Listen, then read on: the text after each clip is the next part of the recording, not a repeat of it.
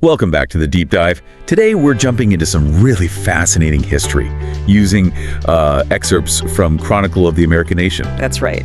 Our goal here is to pull out the key moments, maybe some surprising facts too, about the history of the United States. From the very earliest people here right up to today. Okay, let's unpack this. Yeah, and this dive, it really shows how the U.S. became what it is today. It's a story of, transformation, adaptation, often pretty turbulent too. Absolutely. It's about understanding those layers, right? How things started. Exactly, how they still echo. And the starting point, maybe surprising for some, we're talking before 1492. Right. Long before Europeans arrived. Right. This continent was just, teeming with diverse indigenous peoples. I mean, groups like the Iroquois, the Apache, Sioux, Cherokee. It's complex societies. Totally. Each with their own cultures, languages, ways of governing, thriving for thousands of years. What's fascinating here is, or maybe foundational is a better word, is the huge shift that European colonization brought, starting, 1492. Columbus arrives, and then you get Jamestown, Virginia, 1607, first permanent English settlement. A real foothold. And the impact was, immense. Conflict, yes, but also devastating diseases, widespread displacement for native peoples. It changed everything. That displacement, the growing settlements, it really sets the stage for what comes next, doesn't it? The rebellion. It does. Leads right into it. By 1775, you have the American Revolution heating up. The big complaint. Taxation without representation. A powerful rallying cry. Yeah, this idea you shouldn't be ruled without having a voice. Then Jefferson writes the Declaration of Independence in 76. A radical document for its time. Absolutely. And that leads to independence in 1783. So if we connect this to the bigger picture, the next phase, founding the nation, say 1787 to 1800, that's about building something entirely new. A whole new system. Exactly. The Constitution, adopted in 1787, sets up this democratic republic, crucially, with checks and balances. Trying to avoid concentrated power. Right. A deliberate design. Then Washington becomes the first president in 1789, kind of making the blueprint real. Okay, here's where it gets really interesting. The 19th century.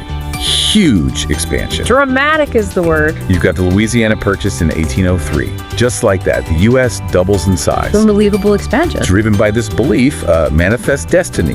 This idea that they were sort of meant to spread across the continent. A very powerful and obviously very controversial idea. But all that expansion, it also deepened the cracks, didn't it? Yeah. Especially over slavery. Absolutely. Leading inevitably, it seems, to the Civil War, 1861 and 65. North versus South, Union versus Confederacy. Primarily over slavery. The North wins and slavery is abolished in 1865.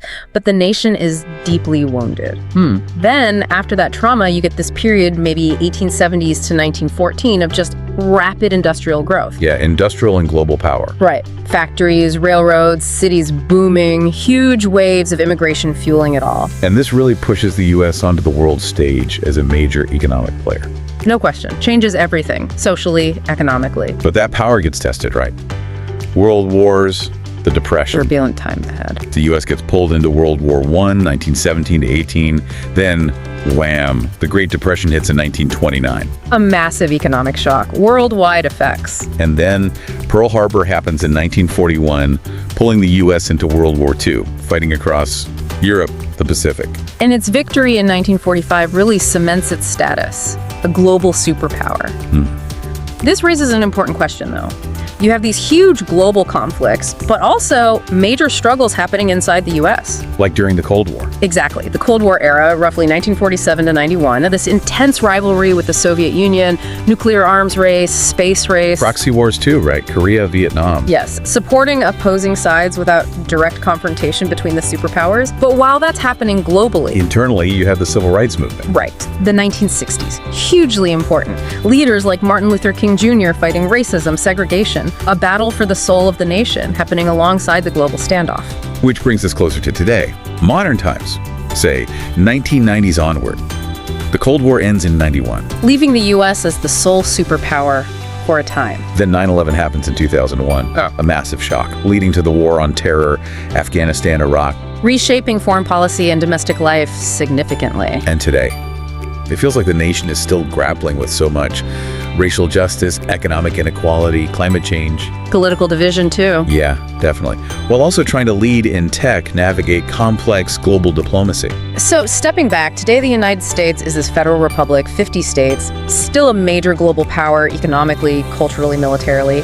Over 330 million people. It's the product of all that history we just touched on. It's an incredible sweep. So what does this all mean for you listening, for how we understand the U.S.? Well, I think reflecting on this whole journey, this constant cycle you see of expansion, then internal conflict, then adaptation, it really shapes how we understand the U.S. today, doesn't it? How does that relentless pattern of change and challenge inform its role in the world now and, where it might be heading? It's something to think about.